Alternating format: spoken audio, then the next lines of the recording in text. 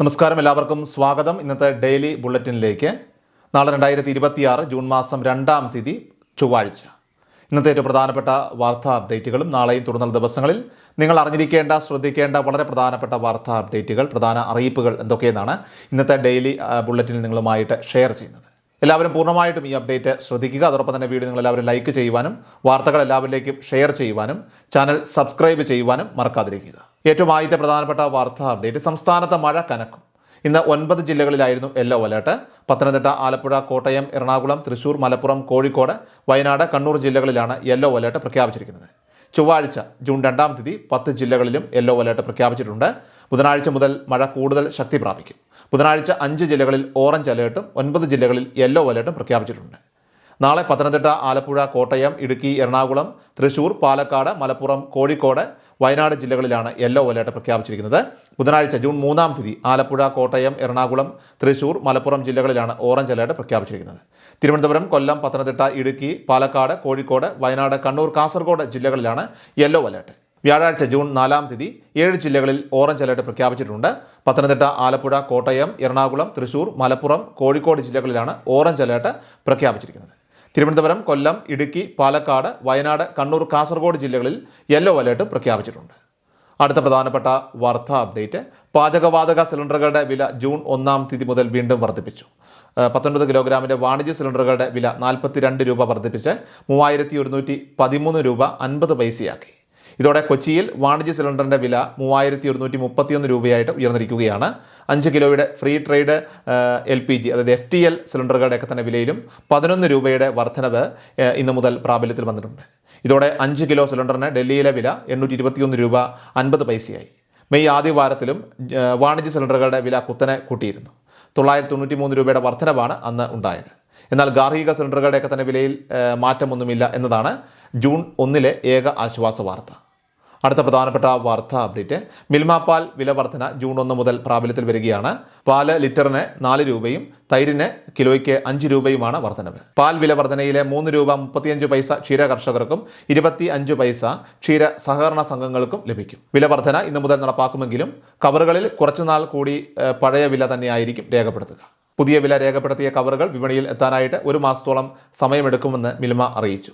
പാൽ വില വർധന പ്രാബല്യത്തിൽ വരുന്നതോടുകൂടി ക്ഷീര കർഷകരിൽ നിന്നും സംഭരിക്കുന്ന 1 ലിറ്റർ പാലിന് 43 രൂപ 39 പൈസ നൽകണം. നേരത്തെ ഇത് 40 രൂപ 4 പൈസയായിരുന്നു. അടുത്ത പ്രധാനപ്പെട്ട വാർത്താ അപ്ഡേറ്റ്: ആധാർ ഡാറ്റ സൗജന്യമായിട്ട് പുതുക്കുന്നതിനുള്ള അവസാന തീയതി മുൻപ് 2026 ജൂൺ 14 വരെയായിരുന്നു നിശ്ചയിച്ചിരുന്നത്. എന്നാൽ പൊതുജനങ്ങൾക്ക് ആശ്വാസമായിട്ട് ഈ കാലാവധി ഇപ്പോൾ 1 വർഷത്തേക്ക് കൂടി നീട്ടി നൽകിയിരിക്കുകയാണ്. അതായത് 2027 ജൂൺ 14 വരെ ഈ സൗജന്യം ലഭ്യമാകുന്നതാണ്. UIDAI വെബ്സൈറ്റിൽ അപേക്ഷകർക്ക് സ്വന്തമായിട്ട് ലോഗിൻ ചെയ്തുകൊണ്ട് രേഖകൾ അപ്ലോഡ് ചെയ്യുന്നതിന് മാത്രമാണ് ഈ ഒരു സൗജന്യം ലഭിക്കുക. അക്ഷയ കേന്ദ്രങ്ങൾ വഴിയോ മറ്റ് ആധാർ സേവാ കേന്ദ്രങ്ങൾ വഴിയോ ആണ് പുതുക്കുന്നതെങ്കിൽ കൃത്യമായ ഫീസ് നൽകേണ്ടതായിട്ടുണ്ട്. ആധാർ കാർഡ് എടുത്തിട്ട് 10 വർഷം കഴിഞ്ഞിട്ടുള്ള എല്ലാ ആളുകളും നിർബന്ധമായിട്ടും നിങ്ങളുടെ വിവരങ്ങളൊക്കെ തന്നെ അപ്ഡേറ്റ് ചെയ്യേണ്ടതുണ്ട്. ഇത്തരം അപ്ഡേഷനുകളൊക്കെ തന്നെ നടത്തുമ്പോൾ ഫോട്ടോയും അതോടൊപ്പം തന്നെ ബയോമെട്രിക് വിവരങ്ങളും കൂടി പുതുക്കുന്നത് ആധാറിൻ്റെ സുഗമമായിട്ടുള്ള ഉപയോഗത്തിന് സഹായിക്കും. നിലവിൽ ഫേസ് ഓതൻറ്റിക്കേഷൻ സാങ്കേതികവിദ്യ വഴി നിരവധി സേവനങ്ങൾ ലഭ്യമാകുന്നതിനാൽ തന്നെ ആധാറിലെ ഫോട്ടോ പുതുക്കുന്നത് നന്നായിരിക്കും. നിങ്ങളുടെ ആധാർ കാർഡിൽ മൊബൈൽ നമ്പർ, ഇമെയിൽ ID അല്ലെങ്കിൽ ഫോട്ടോ എന്നിവയാണ് പുതുക്കേണ്ടതെങ്കിൽ ഇത് ഓൺലൈനായിട്ട് ചെയ്യാൻ സാധിക്കില്ല. ഇതിനായിട്ട് തൊട്ടടുത്തുള്ള ആധാർ എൻറോൾമെൻറ്റ് കേന്ദ്രമോ അക്ഷയ CSC സെൻറ്ററുകൾ വഴിയോ നേരിട്ട് നിങ്ങൾക്ക് ചെയ്യാവുന്നതാണ്. സ്കൂൾ പ്രവേശന നടപടികൾ, അതോടൊപ്പം തന്നെ പുതിയ അഡ്മിഷനുകൾ, സ്കോളർഷിപ്പുകൾ എന്നിവ ആരംഭിക്കുന്ന സമയമായതിനാൽ തന്നെ രക്ഷിതാക്കൾ ഇക്കാര്യത്തിൽ പ്രത്യേകം ജാഗ്രത പുലർത്തേണ്ടതുണ്ട്. 5 വയസ്സിന് മുൻപെടുത്ത ആധാർ കാർഡുകൾ 5 വയസ്സ് തികയുമ്പോഴും 15 വയസ്സിന് മുൻപെടുത്തവ 15 വയസ്സ് പൂർത്തിയാകുമ്പോഴും നിർബന്ധമായിട്ടും ബയോമെട്രിക് അപ്ഡേഷൻ നടത്തി പുതുക്കേണ്ടതാണ്. കൃത്യസമയത്ത് ഇത് ചെയ്യാതിരുന്നാൽ കുട്ടികളുടെ പഠന സംബന്ധമായിട്ടുള്ള ആവശ്യങ്ങൾക്കും സ്കോളർഷിപ്പ് ആനുകൂല്യങ്ങൾക്കും ഒക്കെ തന്നെ തടസ്സങ്ങൾ നേരിട്ടേക്കാം. അടുത്ത പ്രധാനപ്പെട്ട വാർത്താ അപ്ഡേറ്റ്: LDF സർക്കാർ ആവിഷ്കരിച്ച സ്ത്രീ സുരക്ഷാ വീട്ടമ്മ പെൻഷൻ പദ്ധതി പുതിയ UDF സർക്കാർ അധികാരത്തിലേറി 2 ആഴ്ചയ്ക്കകം അട്ടിമറിച്ചു എന്ന തരത്തിൽ ദേശാഭിമാനി പത്രത്തിൽ പ്രസിദ്ധീകരിച്ച വാർത്ത തികച്ചും വസ്തുതാവിരുദ്ധവും രാഷ്ട്രീയ പ്രേരിതവുമാണ്. സംസ്ഥാനത്തെ 35 മുതൽ 60 വയസ്സ് വരെയുള്ള സ്ത്രീകൾക്ക് പ്രതിമാസം 1000 രൂപ വീതം നൽകുന്ന ഈ പദ്ധതി മാസം തോറും, അതായത് 25-ാം തീയതി എല്ലാ മാസവും കൃത്യമായി വിതരണം ചെയ്തിരുന്ന ഒന്നാണെന്ന രീതിയിലാണ് വാർത്തയിൽ ദേശാഭിമാനി അവതരിപ്പിച്ചത്. എന്നാൽ തദ്ദേശ സ്വയംഭരണ തെരഞ്ഞെടുപ്പ് ലക്ഷ്യമിട്ട് പ്രഖ്യാപിക്കുകയും നിയമസഭാ തെരഞ്ഞെടുപ്പിന് തൊട്ടു മുൻപ്, അതായത് ഫെബ്രുവരി, മാർച്ച് എന്നീ 2 മാസങ്ങളിൽ മാത്രം തുക വിതരണം ചെയ്യുകയും ചെയ്ത ഒരു താൽക്കാലിക സംവിധാനമായിരുന്നു ഇത് എന്നതാണ് യഥാർത്ഥ വസ്തുത.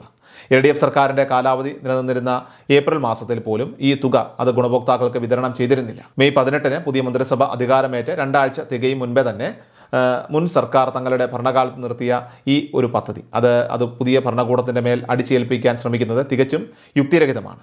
LDF ഭരണകാലത്ത് ആരംഭിച്ച് അവർ തന്നെ നിർത്തിയ ഒരു പദ്ധതിയുടെ ഉത്തരവാദിത്വം ഭരണം മാറിയപ്പോൾ മറ്റുള്ളവരുടെ തലയിൽ കെട്ടിവെക്കാനുള്ള ഈ ശ്രമം തള്ളിക്കളയേണ്ടതാണ്. ഈ പദ്ധതിയുടെ ആനുകൂല്യം അത് ഗുണഭോക്താക്കൾക്ക് ഇനി ലഭ്യമാകണമെങ്കിൽ പുതിയ സർക്കാർ, UDF സർക്കാർ തന്നെ അതിൻ്റെ വിതരണം പുനരാരംഭിക്കേണ്ടതായിട്ടുണ്ട്. ഏതായാലും ഈ ജൂൺ മാസം മുതൽ തന്നെ പുതിയ സർക്കാരിൻ്റെ ഭാഗത്തുനിന്നും ഇതിനായിട്ടുള്ള നടപടികൾ ഒരുപക്ഷെ ഉണ്ടാകുമെന്ന് നമുക്ക് പ്രതീക്ഷിക്കാം. അടുത്ത പ്രധാനപ്പെട്ട വാർത്താ അപ്ഡേറ്റ്, മെയ് മാസത്തിലെ സാമൂഹ്യ സുരക്ഷാ ക്ഷേമ പെൻഷൻ വിതരണമാണ് ഇപ്പോൾ പുരോഗമിച്ചുകൊണ്ടിരിക്കുന്നത്. ജൂൺ മാസത്തിലേക്ക് കടക്കുമ്പോൾ വിധവ, അവിവാഹിത പെൻഷൻ വാങ്ങുന്നവർ തങ്ങൾ വീണ്ടും വിവാഹിതരായിട്ടില്ല എന്നുള്ള സർട്ടിഫിക്കറ്റ് സമർപ്പിക്കേണ്ട അവസാന തീയതി ജൂൺ 30 മാർച്ചിൽ അവസാനിക്കേണ്ടിയിരുന്ന ഈ കാലാവധി സർക്കാർ 3 മാസത്തേക്ക് കൂടി നീട്ടി നൽകുകയായിരുന്നു.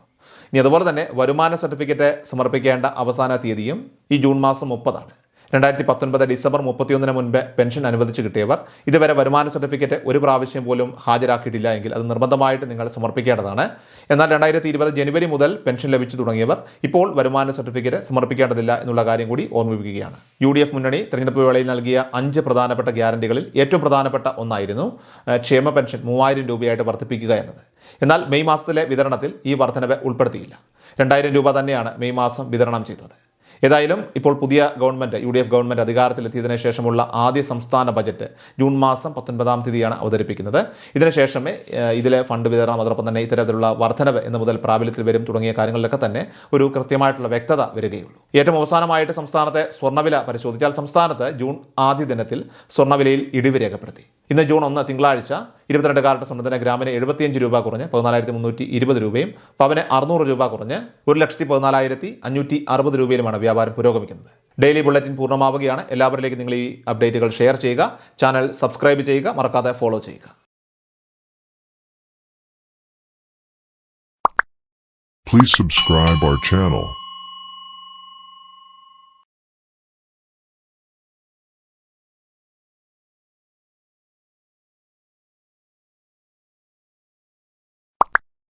Please subscribe our channel.